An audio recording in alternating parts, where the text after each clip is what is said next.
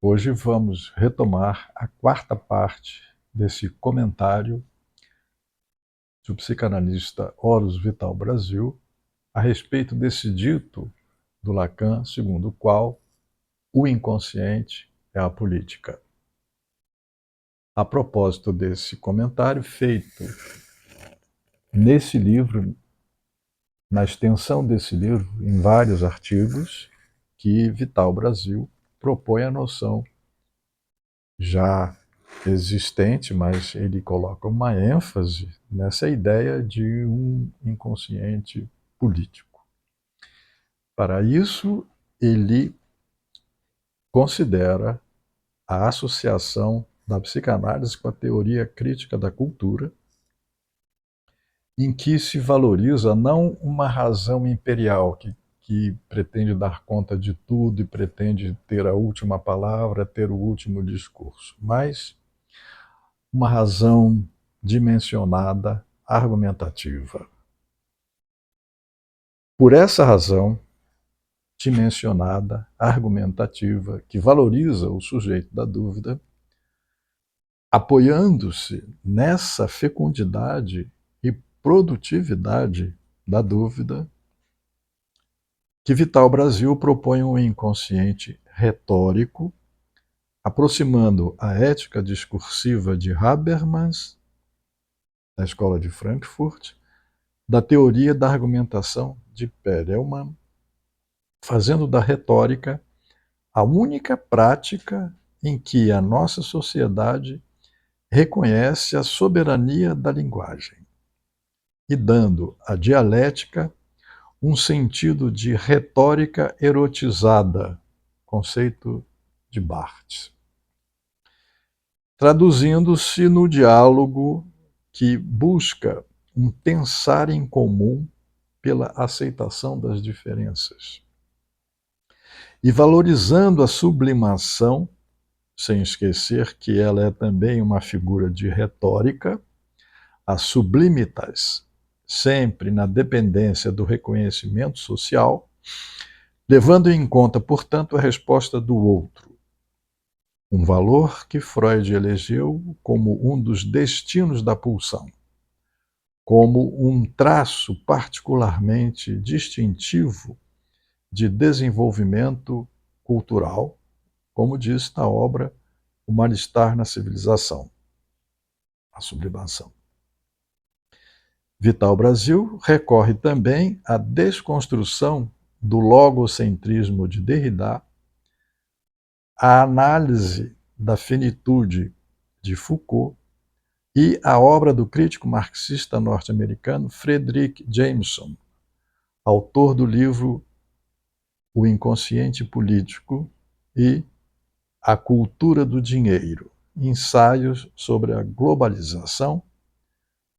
para reconhecer que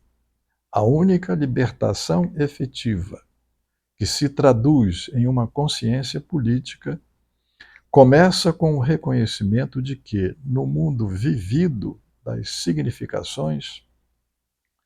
nada existe que não seja social e histórico, que tudo é, em última análise, político. Ao articular a noção de inconsciente político, Vital Brasil nos diz que a ação discursiva, a política ética do ato psicanalítico, entendido como atividade interpretativa,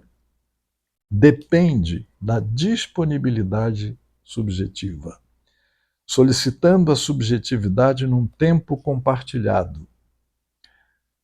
associando-se a uma posição crítica da cultura, que pode valorizar o inconsciente interrogativo e impedir que as individualidades se reduzam a uma consciência de si a si, individualidades alienadas nesses tempos de perversão fetichista e cultura narcísica, em que o psiquismo cai nas armadilhas da falsa consciência ao aceitar passivamente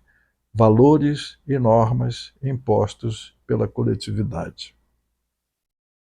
É por isso que ele pode valorizar o apelo a uma coletividade para que questione permanentemente seus valores, pela transgressão criativa das individualidades,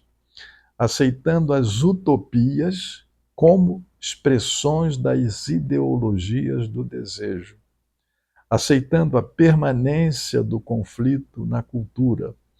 a descontinuidade, as rupturas e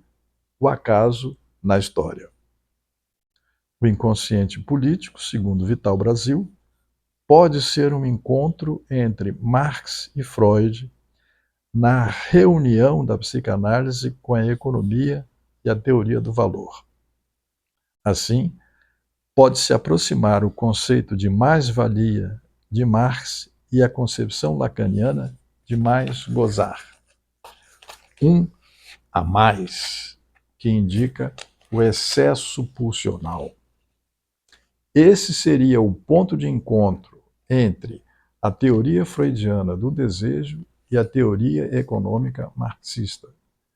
A teoria freudiana do desejo define o destino psicossexual do sujeito, enquanto individualizado numa história singular.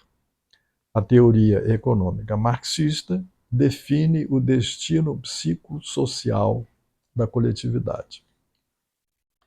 Vital Brasil chama a atenção para um aspecto que está presente nas duas teorias, a noção de fixação. Diz ele,